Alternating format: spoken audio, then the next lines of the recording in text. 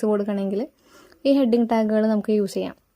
അപ്പോൾ heading tags വരുന്നത് H1, H2, H3, H4, H5, H6 ഇത്രയും ഹെഡിങ് ടാഗുകളാണ് നമുക്കുള്ളത്. അപ്പോൾ ഓരോ ഹെഡിങ് ടാഗുകൾ യൂസ് ചെയ്യുമ്പോൾ ഓരോ ഫീച്ചേഴ്സ് ആയിരിക്കും നമ്മുടെ ഹെഡിങ്സിന് വരിക. അതായത് ഇപ്പോൾ H1 ടാഗാണ് നമ്മൾ ഹെഡിങ് ക്രിയേറ്റ് ചെയ്യാനായിട്ട് യൂസ് ചെയ്യണമെന്നുണ്ടെങ്കിൽ നമ്മുടെ ഹെഡിങ് വലിയ ഹെഡിങ് ആയിട്ടായിരിക്കും വരിക, ബിഗ്ഗർ ടെക്സ്റ്റ് ആയിട്ടായിരിക്കും നമുക്ക് ഡിസ്പ്ലേ ചെയ്യുന്നത്.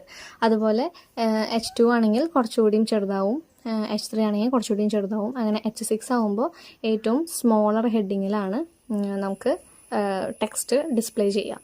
അപ്പോൾ ഇതാണ് ഹെഡിങ് ടാഗ്സ്. ഹെഡിങ് ടാഗ്സ് വരുന്നത് H1 മുതൽ H6 വരെയാണ്. ഇനി നമുക്ക് പഠിക്കാനുള്ളത് ഹെഡിങ് ടാഗുകളിൽ കോമൺ ആയിട്ട് യൂസ് ചെയ്യുന്ന മെയിൻ ആട്രിബ്യൂട്ട് അലൈൻ. അലൈൻ എന്ന് പറയുന്ന ആട്രിബ്യൂട്ടാണ് ഹെഡിങ് ടാഗ്സിൻ്റെ മെയിൻ ആട്രിബ്യൂട്ട്. അപ്പോൾ ഈ അലൈൻ എന്ന് പറയുന്നത് എന്തിനാ? ഇപ്പോൾ H1ൻ്റെ ഉള്ളിൽ align equal to left, align equal to right, align equal to centre എന്നൊക്കെ നമുക്ക് എഴുതാൻ പറ്റും.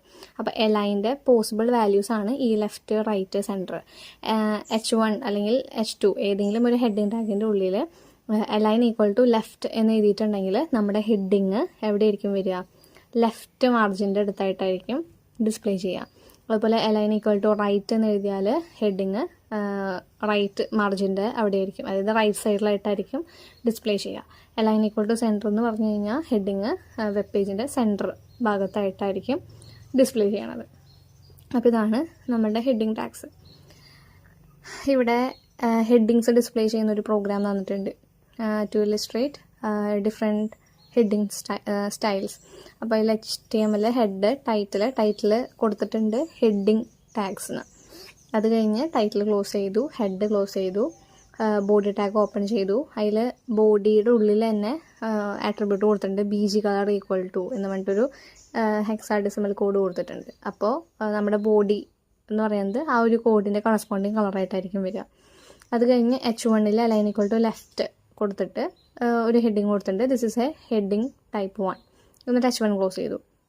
വേറൊരു ഹെഡിങ് എഴുതിയിട്ടുണ്ട് H2 align equal to centre. അതിൽ ഹെഡിങ് എഴുതിയിട്ടുള്ളത് this is a heading type 2. എന്നിട്ട് H2 ക്ലോസ് ചെയ്തു. H3 എഴുതിയിട്ടുണ്ട്, അതുപോലെ തന്നെ H4 എഴുതിയിട്ടുണ്ട്, H5 എഴുതിയിട്ടുണ്ട്, H6 എഴുതിയിട്ടുണ്ട്. H1 മുതൽ H6 വരെ ഓരോ ഹെഡിങ്ങുകൾ ഡിഫറെൻ്റ് ആയിട്ട് കൊടുത്തിട്ടുണ്ട്. ബോഡി ലാസ്റ്റ് ക്ലോസ് ചെയ്തിട്ടുണ്ട്, HTML ക്ലോസ് ചെയ്തിട്ടുണ്ട്.